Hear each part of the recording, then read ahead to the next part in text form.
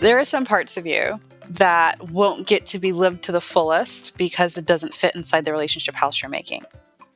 Welcome to Normalizing Non-Monogamy, the podcast where we interview incredible people from all over the world to hear their personal journeys of self-discovery through the lenses of love, sex, and relationships. Our mission is to show people that they're not alone and to inspire them to embrace their true selves so that together we can open minds and live authentically without shame.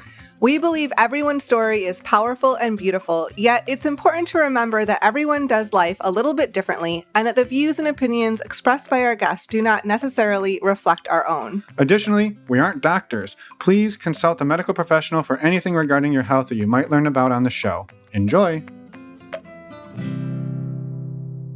Hi, welcome to Ask Us Anything. This is Fin and Meshai, where we get questions from the community and we ask ourselves probing questions while you're also asking us probing questions, and we arrive at hopefully a beautiful destination. Who knows? And we're making it up as we go with years of experience of doing this, but also I think there's no right answers to pretty much all of the questions out there. No. That's what I love about this, is that we just kind of figure it out as we go. Yeah. I love it. Well, before we jump in, a few important notes. First of all, this doesn't apply to anybody listening, but happy Valentine's Day, Meshai. Happy Valentine's Day. Thank you. I didn't realize it was Valentine's Day till I walked into Publix, and Publix was like explosion of pink and red. So yeah. Yeah, I realized it in a similar fashion way late. So it sounds like this is a very important holiday to both of us. So I'm glad we get to celebrate it together. Yes. And maybe the next piece of housekeeping would be, we have a special edition Ask Us Anything coming up. We don't have the exact month that we're going to do this, but sometime in the next few months.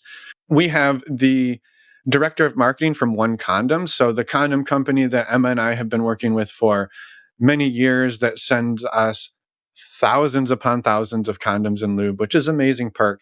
She's coming on. She loves talking about condoms. She's super dedicated to like sexual health and all of the amazing stuff.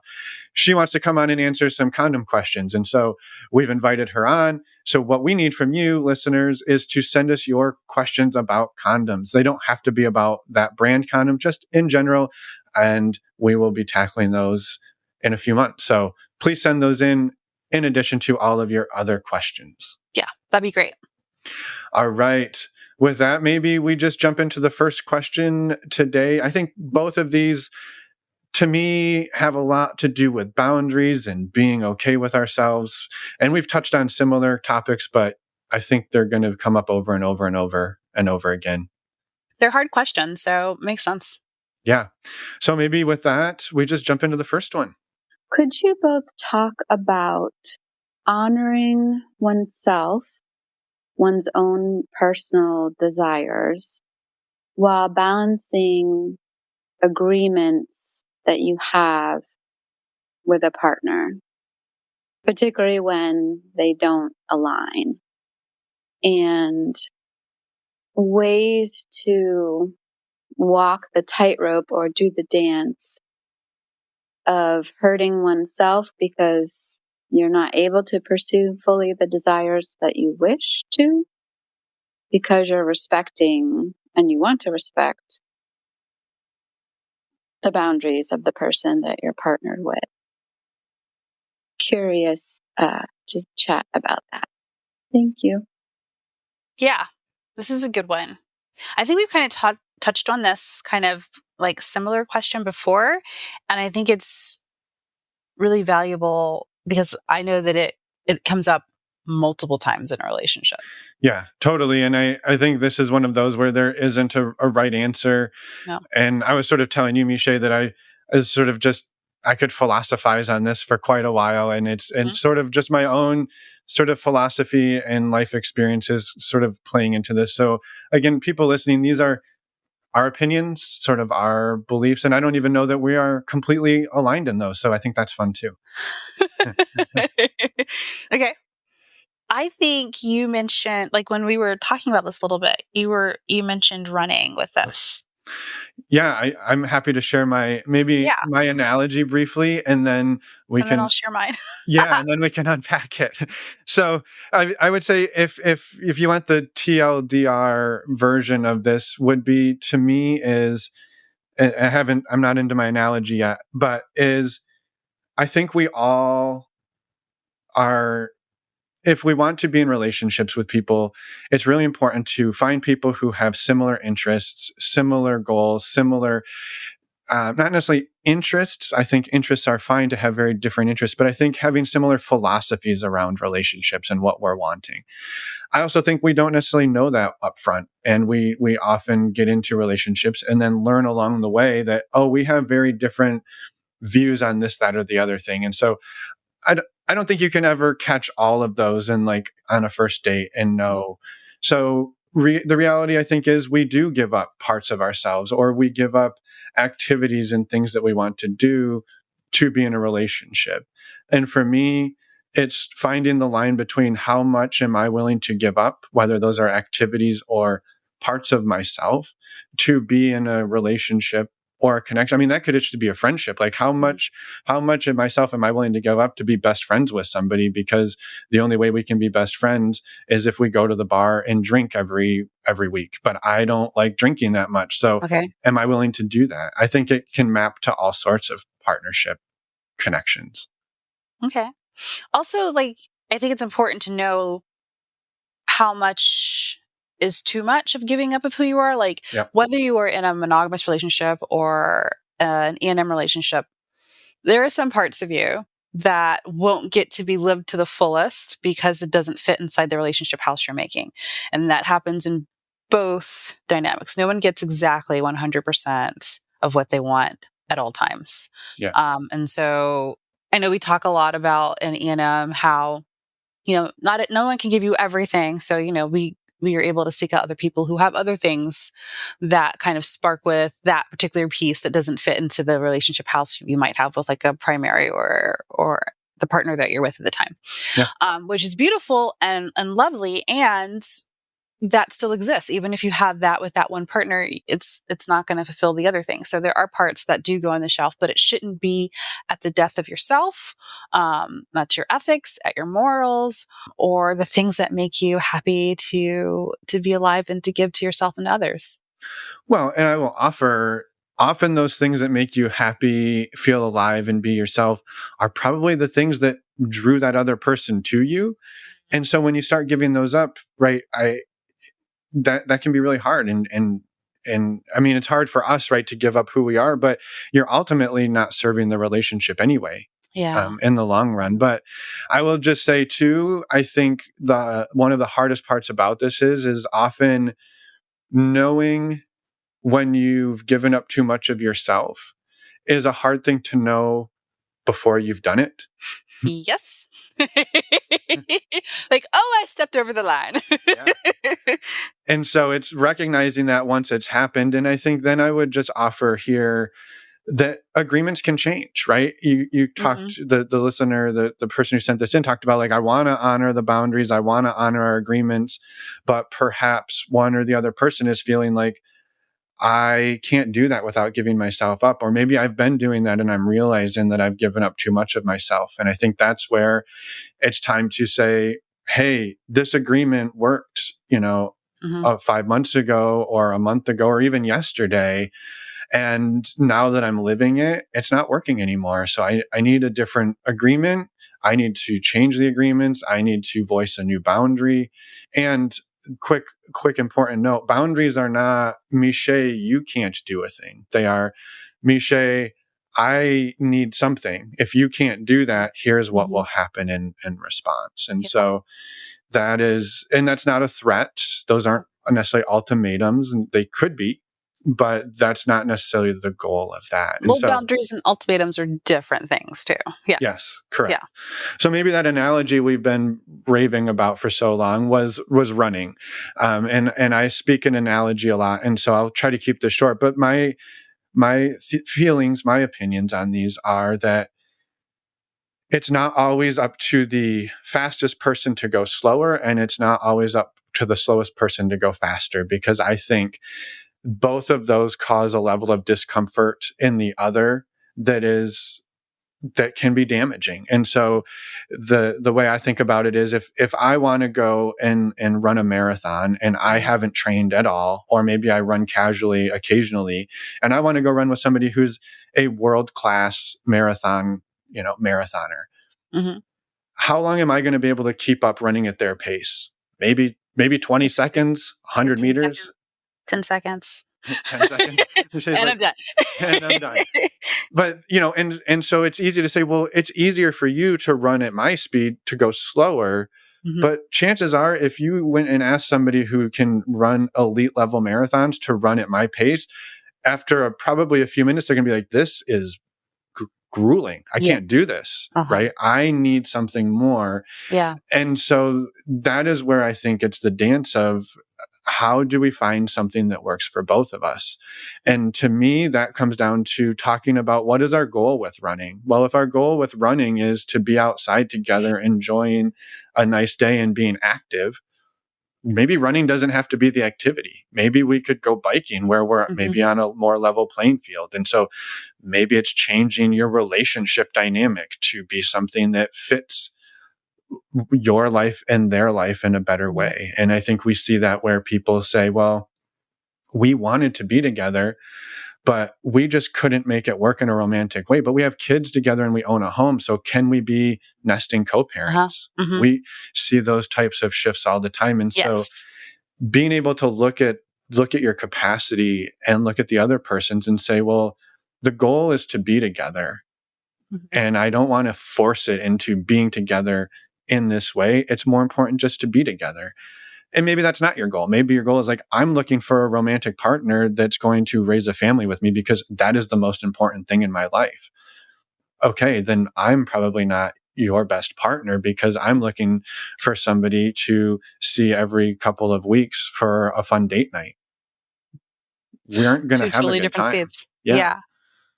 So when you were talking about running, since I'm not a runner, it made me think of rollerblading. I love to rollerblade, and every now and then I can we used to get all the kids together and all the moms, and we would go to a roller skating rink, mayhem on wheels. Yes. And so I like to go fast. So I learned how to roller skate like on the streets, like going through downtown's areas. So I love to go fast. And so going at like the quad shuffle speed is like a little bit of nails on a chalkboard for me. And so when I go around and we have all our friends, I have to remind myself sometimes, like, I want to have conversations with these people and I want to communicate. And so I'll slow down and I will skate with friends for a little bit, and then I'll do a couple laps, and then I'll slow down and I'll skate with kids, or sometimes I'll help them go along, because the goal is community. And the goal is connection. And the goal is to make sure that everybody has a great time. So I still take the time out to like go at the speed that makes me comfortable, but that's not the goal of why we're there in the first place. And I've even had friends been like, you just go so fast. Like, we can't keep up with you. And I'm like, I'm sorry. But I can't do the same speed all the time. But I have to remind myself what the goal is. And then also when I am skating with friends, before I just peel off and go someplace else, I want to make sure that they're taken care of. So I'll make sure that they're skating with another friend, or, that their husbands or boyfriends come back and hang out with them, or they're with kids, before I just like peel off and go someplace else. So when I think about like the goal, like, what are your core needs? What's the need of whatever dynamic you're engaging in? And then how are you incorporating other people into those speeds? Like, all of that kind of needs to be looked at as well. Yeah. I love that. And maybe to go with yours too, is there's so much that can happen when we open up the dialogue and are able to communicate. Because, right, if you say, hey, person, I was just getting this urge to just like bomb this hill. I just want to just tear down this. And they're like, but you say, but I don't want to do that because, our other friend hasn't come back from the bathroom yet. And I didn't want you to be alone. And they're like, hey, you know what? I actually don't need you to stick back. I hope you go and like light it up out there. But my ask would be, could you just stay within eyesight? Because then, if you just take off and you're gone for 20 minutes, I might start to wonder if you just took off on me. So, I don't need you to stick around and wait for somebody to come back, but could you come back within 5 minutes? And you're like, yeah, I think so, but I think I might struggle to be back in exactly 5 minutes. So could we call it like 5 to 10, right? And then you're in a negotiation about what do we need so this roller skating or rollerblading experience is fun. Yeah. And if you ultimately get to a place where you're like, no, I can't do that. I need to be gone for 10 minutes. And they're like, 10 minutes is going to freak me out. I can't do that. Then maybe this is not an activity we should do. But to be able to talk about it rather than next time you say, hey, I would love to go roller skating with you. And they're like, no, I'm busy. Oh, I'm busy. And you're like, I've asked you to go 10 times and you're always busy. You must not like me. Versus we weren't good at that activity. That's a very different space, right? Like, no, I don't want to go or spend time with you versus like, that just doesn't work for us. Yeah. That's open communication. That's putting all your cards on the table. And it allows you to say, okay, well, how do we actually want to show up? What works for us? Also, like sometimes the comparison game kind of falls in here too. Like if you have other friends that are poly or have read books or listen to podcasts and other people are doing, marginally well, there might be like a goal that you think that you should be getting to or milestones you should be reaching. And at the end of the day, the only people that are in that relationship are the people that are in the relationship. So it has to work for you all. It does not have to look like anybody else's. Yeah. Yeah, that comparison is real too, right? If I love hanging in the analogies, probably way too long. So, but that would be, right, you take off and there's another friend who's like, oh, I love going at that speed with Meshai. And pretty soon the other friend's like, well, you obviously just like hanging out better with each other because you can skate at the same speed. And it's like, actually, when I'm with you, I couldn't give two shits if I have roller skates on or if we're just sitting on a blanket under a tree. Like it matters not to me because the goal is to be in relationship. And so I think that really, to me, is the core of it. What is the goal of our partnership, our friendship, our connection? And how do we do that in a way that makes us both feel awesome? Oh, I like that. I like that a lot. Okay, so now that we've solved world hunger. Yeah. Then we're going to amp it up a notch. Okay. All right. You feel good with that one?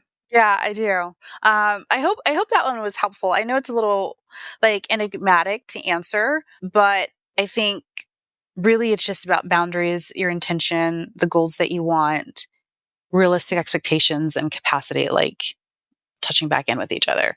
Yeah. So hopefully that was what you picked up as well. And maybe I'll add one piece, which is grief in there. The grief of, I want to meet you, but I fucking can't. I want to skate as fast as you skate, Meshai. And every time I do, I smash my face into the ground. So I'm not able to do it anymore. And I don't want you to stop doing it. So there's sadness. There's a loss there. Especially if you had gone into it thinking it would be one way. And then once you recognize your capacity and your pace, recognizing it won't be that at all. Yeah, that's a lot of grief. Yeah. Perfect. Well, I think it's a good place to put a bow on that one and talk about mono-poly dynamics, or the one person is monogamous, one person is polyamorous. What does that mean? Yeah. Okay. All right, here we go. Hi, you guys. I wanted to reach out and get your advice on this situation. So the situation is a monogamous married couple where one partner wants to explore polyamory and the other partner does not. The partner who does not is not completely closed off. They have had some open conversations about it, but overall the outlook on it and the desires are pretty different. So I just wanted to reach out and, other than couples therapy and individual therapy, see what your advice was on the situation. Thank you. All right. This is a good one.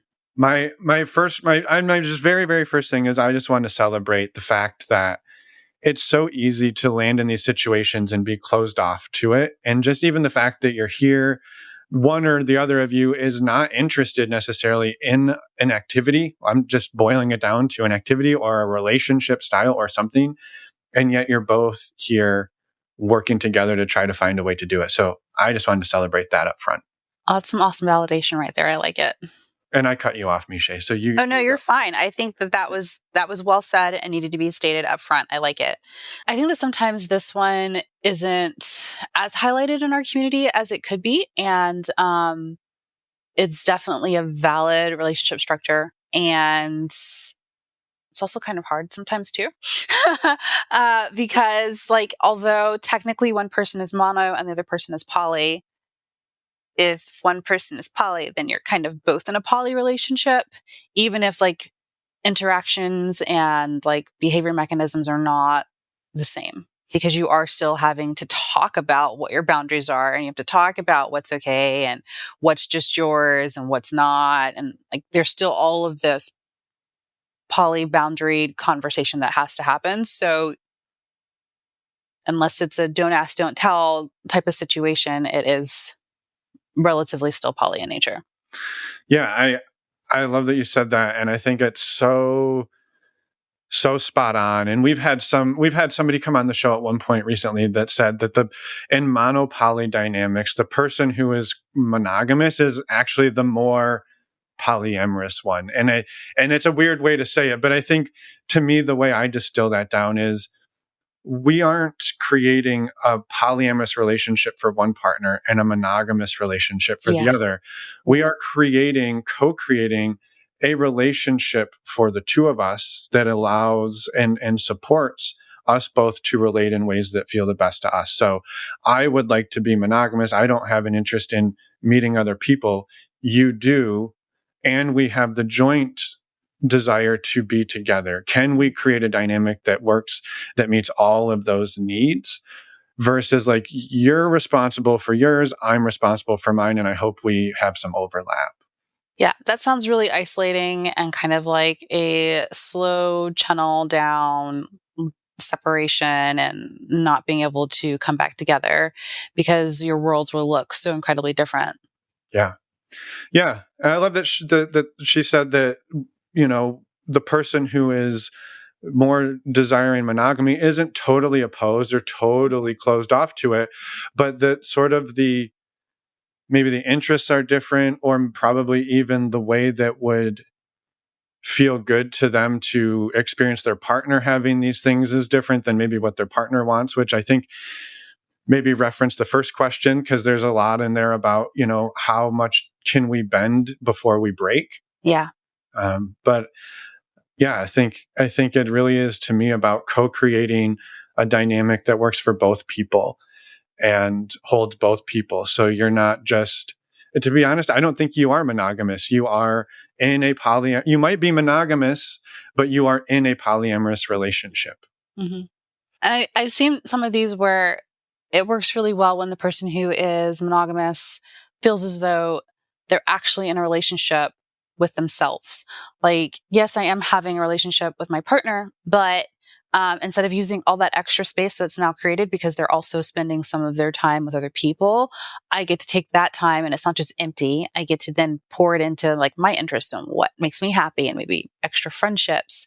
So what are you going to do with that extra space that is now yours while your partner is engaging with other people? So you might want to spend more time with yourself or with friends. But then also it's important that you continue to communicate what's the sacred between you and your partner, what you two want to focus on, because that relationship still needs to be completely nurtured. And being able to have the conversation and build in safe spaces where you can say, hey, maybe I think you're spending too much time by yourself, enjoying yourself with friends. Listen, I can brunch all day long. Do not leave me to myself. I will date the crap out of myself, right? Or you could be like, you are, maybe I'm feeling a little neglected because you're having like too many dates in a week and I need you to just like spend some more quality time with me. So being able to have those safe spaces to talk with each other, I think that's really important. But it really is about the communication piece. Like you still have to have the same kind of communication between each other that you would have if you're both poly. Yeah, I 1,000% agree, and I think that is maybe you had shared when we were talking beforehand that you had an experience of running in the park, and Yeah. I'm good bringing the running back because I'm going to bring it back again in a minute. But I think this was a really great example that showed that you could go and do a thing together Mhm. and have it not be the same, but still be connective. Yeah, so I was going out with my partner and we decided to he had downloaded this app that was like from the couch to like 5K. And if you know me, like if there's no zombies behind me, I'm not running. So we went to this great little like walking trail, and it was gorgeous park. There were dogs out there playing, and it was like bridges over lakes. And he starts taking off. And he's like, I'll circle back around. And after a while, I was like, don't worry about it. Like, just go enjoy yourself. I'm going to walk because, again, not running. So I'm walking. I feel a little bad because I can't keep up with his pace, nor do I actually want to. But I enjoyed the sunlight. I enjoyed the sounds of the nature, watching the squirrels, watching people picnic, the water underneath the bridge. I enjoyed all of that. He enjoyed himself in the park the entire time. We were not together, but we were doing a joint activity. And the goal was just to enjoy the day and the park and to get some sunshine. And so because the goal was still accomplished, the fact that we weren't right beside each other with each other's pace was really important. Like it didn't matter. Like that part wasn't the focus. The focus was enjoying the day. Yeah. Totally. And I love that. And I also hear people being like, yeah, well, running is definitely not as fucking scary as my partner going out on dates or falling in love. Sure. 100% That's agree. valid. I 100% agree that those things are scarier. And I will say this too, for some people that is true. For others that it just clicks that running is the same type of activity as having sex. And so I think that's just something to remember, that some people see those almost as exactly the same. But I think that brings me to one of the major things that I wanted to offer as some advice around this is go slow, right? This is new. Your first time probably opening up into a dynamic that is polyamorous. One of you isn't that interested in it, probably some fear in it. So going slow, it is probably a whole lot scarier than Meshai's example of going for a run in the park, where they could adapt on the fly, like he can take Some off. zombies Yeah. in there. Yeah. Right.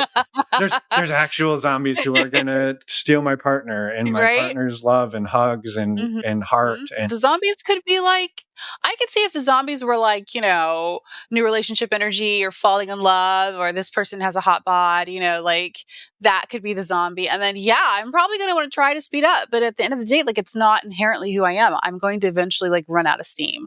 yep. So we need to communicate about what this is going to look like. Yeah. And I think that's the going slow to me is really important, especially at the beginning of stuff like this. And, and that's not to say never take your first step, never, just read, and never actually try it.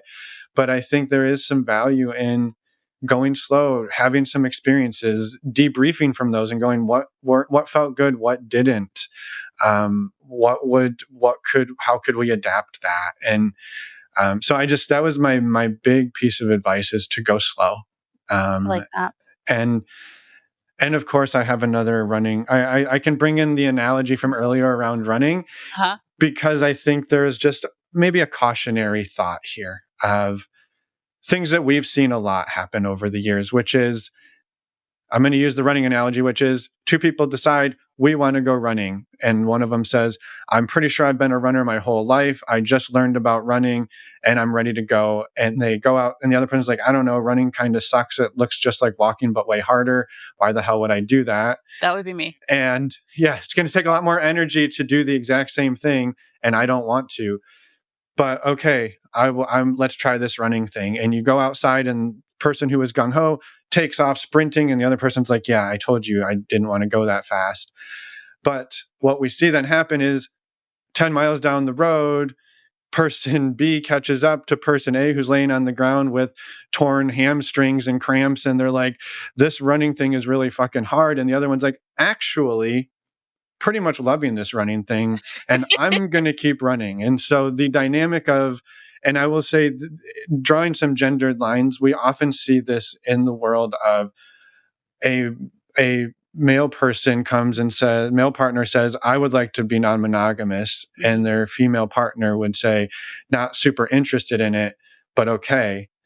6 months later, typically the female partner, and now again, in these dynamics, this isn't like happens all the time, but in these dynamics, the female person is like, yeah, I guess I'll give it a try, hops onto the apps, and they're like, wow, this is pretty amazing. Look at all this attention I'm getting. I'm going on dates. This is a blast. And the guy's like, hold the fuck on. Like, this isn't running. This is not what I wanted to do. Can you slow down? Actually, no, I can't slow down. I'm enjoying running now. I'm sorry you broke your leg, but I ran at a pace that felt good for me, and I'm getting really good at it, and I want to keep doing it. And so I just, back to agreements can change, boundaries can change, things the pace changes sometimes. Maybe that person gets really used to that one, and then they eventually take off, or they go even a little slower than that. Like, the paces change in the middle too. I think that's sometimes something that's like a rude awakening in the middle of this, is that the pace gets different. It changes. What people want changes. Yeah. And the number of times we've heard like, well, they didn't even want to do it, and now they're doing it more than me. What the hell? That's not what this. And so it's like, that's true. Yeah. And they just discovered a new thing that they love doing that you brought to the table. Like, in some sense, how amazing is that you helped your partner find something they're excited about? Great perspective. And also, how scary is that? Or you can have it the other way, where people are like, okay, I'm going to try to keep your pace. And like for the first 5 miles, they are like neck and neck with you. And then after a while, they're like, this doesn't serve me. I'm not having fun. Like, I tried to do this for you, but this actually doesn't work for me. And they want to slow down. And the other person has to grieve the fact that they thought they had a running buddy. And then, now they're like, well, now what do? I don't want to run by myself. I want you to run with me. And then you have to reconfigure what that looks like. Yeah. Yeah. I love that. I think both of these to me have an overall theme of grief at the end of the day, that maybe I wanted to go into a thing with you, and I wanted to be neck and neck, side by side, till death do us part. And once we start doing things, I think especially that are hard, the reality is we can't do them at the same speed, at the same pace as other people. And so giving each other the room to wiggle and fall behind or get ahead, not that either one of those is preferred, just that my pace is my pace and your pace is your pace. And can we move together through the world in a way where we feel connected without stifling each other? And you talked about, I think a little while ago, about the differentiation of self, like in a relationship, because, in monogamous structures, we are encouraged on a lot of levels to be codependent. And it's not like necessarily a bad thing. It's just the way we've been taught relationships work. And then you get into this structure, and it actually makes you kind of figure out who you are within yourself, and then who you are in partnership. And that differentiation of self sometimes is painful, and it's also good, but it doesn't work the same way. Yeah. We could spend another 2 hours talking about the things that happen when we start to differentiate and we learn who we are, and how that can often maybe seemingly drive us further apart from each other, when us coming back to ourselves can really bring us closer together, even though it doesn't necessarily look that way or feel that way, but it really is an important part of becoming ourselves. And growing in the relationship too. Yeah. And then grieving what we lost in that relationship. That. Yeah. That's true. I just got back from a 5-day boundary workshop, actually 4 days, 20 hours boundary workshop. And what one of the things that the person, it was Julianne Taylor Shore, if anybody wants to look this up. It was an incredible workshop, but basically one of the things she said over and over is almost all boundary work is actually grief work. It's grieving the loss of what you thought was going to be in order to keep yourself safe. Yep. Oh, that's so true. I felt that. I don't know if anybody else can feel that, but I felt that. Yeah, that's, we're going to end on that. I'm gonna need a drink now. You're going to go get... No, yes. It's No, late enough that's for you. It's beautiful. late enough in the day. 3:00, it's Valentine's Day. We're going to do that. That's right. Well, I am grateful, Meshai, for our conversations every month. And I'm grateful to the two people who sent these questions in. They were cool. Thank you for sending them in. And please, people listening, send us your questions. We would love to talk about them. Again, this is one source of information. These are our opinions, but we've got experience doing this, and we've made a lot of the mistakes too. This is true. Done a lot of grieving. Have you done a lot of grieving? I've done a lot of grieving. That's why I was like, oh, that feels real. Yeah. Well, thank you, Meshai, for joining me today. Anytime. And for doing this. This is always a blast. This is fun. Yeah. Okay. Till next time. Until next time, happy Valentine's Day to nobody, because it's actually February 23rd. But we will see you all in March. And send us your condom questions. Yes. Okay. All right. Bye, Meshai. Bye.